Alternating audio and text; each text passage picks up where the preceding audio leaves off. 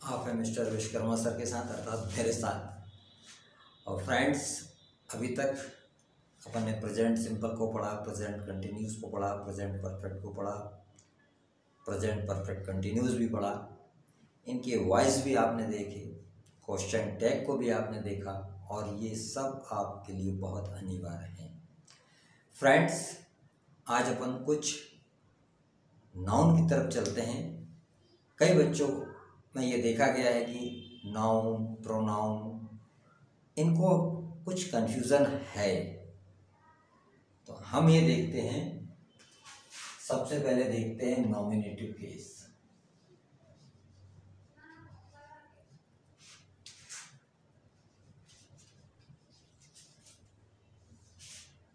इस nominative case का मतलब होता है कर्ता कारक।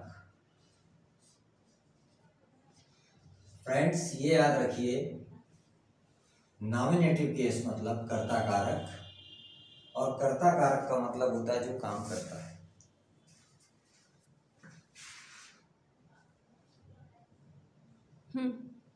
और इस प्रकार फ्रेंड्स, इसी को नाउन मीन्स संज्ञा कहा जाता है, और ठीक प्रोनाउन इसको सर्वनाम कहा जाता है। फ्रेंड्स, नाउन की डेफिनेशन है कि noun is the name of person, place और थिंग्स। मतलब किसी स्थान, व्यक्ति, प्राणी, वस्तु आदि को कहते हैं। फ्रेंड्स, इसका सीधा सीधा तात्पर्य ये है, जिसे नाम से जाना जाता है उसे नाउन कहा जाता है। जैसे पेन है, ये भी एक नाउन है। दहली, ये भी एक नाउन है। मोहन, ये भी एक नाउन है। काऊ, ये भी एक नाउन है। अर्थात जो भी चीज़ आप देख रहे हैं, जो आपकी नज़रों के सामने है, हर चीज़ का अपना एक नाम है। अर्थात जो आपकी आंखों के सामने है, जिसको आप नाम से जानते हैं, दैट्स वो नाउन कहलाता है।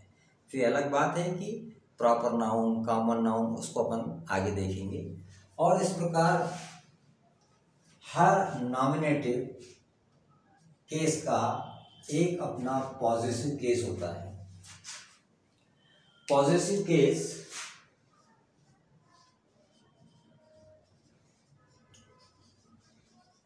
जिसको हम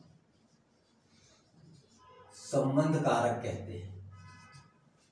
हर पॉजेसिव केस का अपना एक ऑब्जेक्ट होता है, और उसका अपना एक सेल्फ प्रोनाउन होता है। इस प्रकार फ्रेंड्स, नाउन, प्रोनाउन, इनको जब टीचर पढ़ाने लगता है तो वो सब्जेक्ट कहता है। टेंस की भाषा में सब्जेक्ट का मतलब कर्ता। तो फ्रेंड्स, पॉजेसिव केसेस भी ये दो प्रकार के देखने को आते हैं।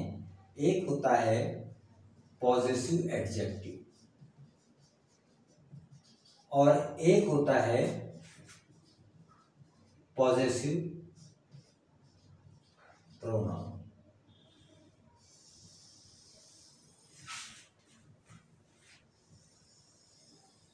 अब ऐसा है, लेन खींचने की आदत तो है नहीं, इसलिए थोड़ा गड़बड़ हो जाए तो फ्रेंड्स इस पर ध्यान नहीं दें। फ्रेंड्स, यहाँ इसको हम कर्ता समझ लें। कर्ता का मतलब जो काम करता है। तो फ्रेंड्स, सबसे पहले अगर अपन देखते हैं first person pronoun. Friends, first person pronoun का मतलब होता है जिस बात का संबंध मेरे से, हमसे हो, वो फर्स्ट पर्सन कहलाता है। जिस बात का संबंध मेरे से या हमसे हो, वो फर्स्ट पर्सन कहलाता है। तो फ्रेंड्स, आई, इसका मतलब होता है मैं, मैंने और मुझे। ठीक इसी प्रकार फ्रेंड्स, माय, इसका मतलब होता है मेरा, मेरी और मेरी।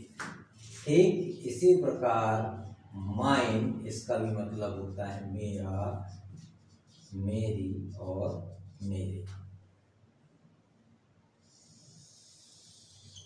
फ्रेंड्स, मी इसका मतलब होता है मुझे या फिर मुझको, और इस प्रकार माई सेल्फ इसका मतलब होता है फ्रेंड्स मैं स्वयं।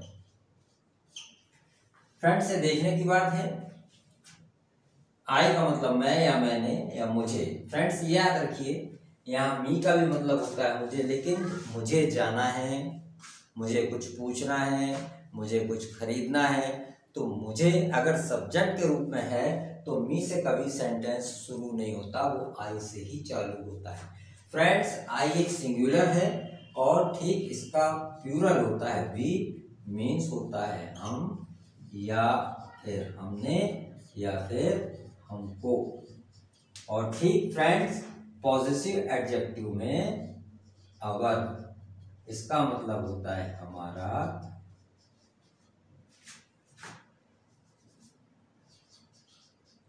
हमारी या फिर हमारी। इसी प्रकार फ्रेंड्स इसमें एस लगा दें, अवर्स इसका भी मतलब होता है हमारा, हमारी और हमारे।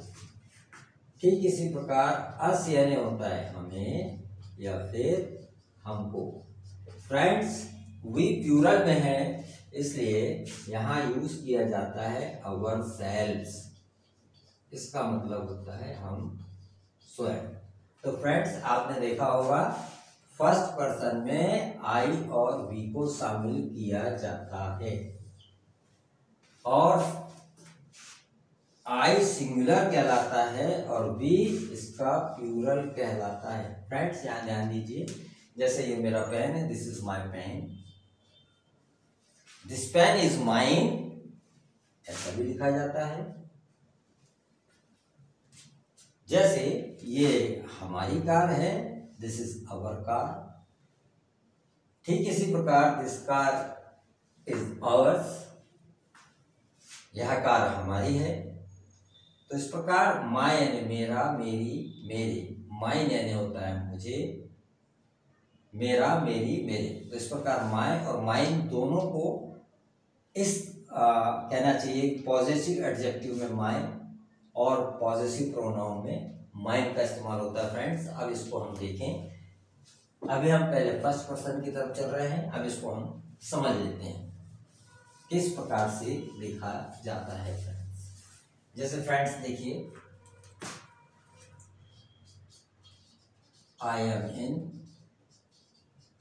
12th क्लास में, 12वीं क्लास में। यहाँ फ्रेंड्स एम एक हेल्पिंग वर्ब है, लेकिन वास्तव में यहाँ ये मेन वर्ब का काम कर रहा है। यहाँ आई सब्जेक्ट है, ये इसकी मेन वर्ब है, और इन 12th क्लास ये इसका फ्रेंड्स जिसको हम ये कह सकते हैं कॉम्प्लीमेंट। और ठीक इसी प्रकार दिस इज माई कार, यह कार मेरी है।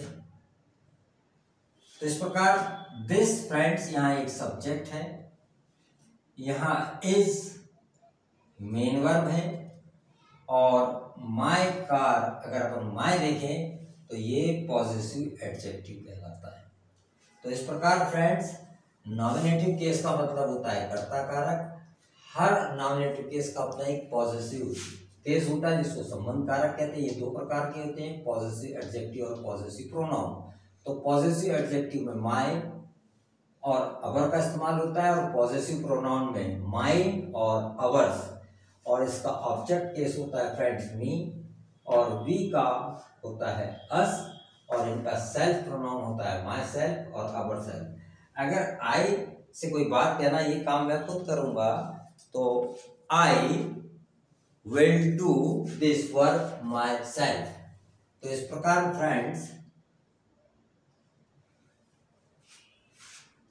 आपको ये बात समझ में आ गई होगी कि फर्स्ट पर्सन में हम आई और वी को रखा जाता है। ये आपको जब नरेशन आप सॉल्व करेंगे तब आपको ये बात समझ में आएगी कि इनकी क्या उपयोगिता है। ठीक है, मेरा, मेरी और मेरे। माइन का ही मतलब होता है मेरा, मेरी और मेरे। सो फ्रेंड्स, इस पर थोड़ी सी आप प्रैक्टिस करें। कल हम सेकंड पर्सन की तरफ चलेंगे, फिर थर्ड पर्सन की तरफ चलेंगे। जब ये पूरा क्लियर हो जाएगा और इसको आप प्रैक्टिस में रखिए, इसी प्रकार इन सेंटेंसों को बनाने का प्रयास कीजिए। जैसे वह हॉस्पिटल में है, इज इन हॉस्पिटल। जैसे उसके पापा स्टेट बैंक में है, his father is in state bank. मेरे पापा शिक्षा विभाग में, my father is in education department. मैं 20 साल का हूँ, आई एम 20 ईयर ओल्ड। तो इस प्रकार फ्रेंड्स, इनको एक सब्जेक्ट के रूप में, इज आर एम को मेन वर्ब के रूप में आप ये देखेंगे मेरे दूसरे या तीसरे वीडियोस में, उनको मैंने स्पष्ट किया है। उसके आधार पर इनको प्रैक्टिस में लेके आइए ताकि आपकी स्पीकिंग बहुत अच्छे से हो। So thank you friends. आपको ये चैनल पसंद आ रहा है तो इसे ज़रूर लाइक कीजिए, शेयर कीजिए और लोगों तक भी बताइए कि इंग्लिश वास्तव में उतनी कठिन नहीं जितना हम समझ रहे हैं, बहुत इजी है। बस आपकी प्रैक्टिस की ज़रूरत है। So thank you.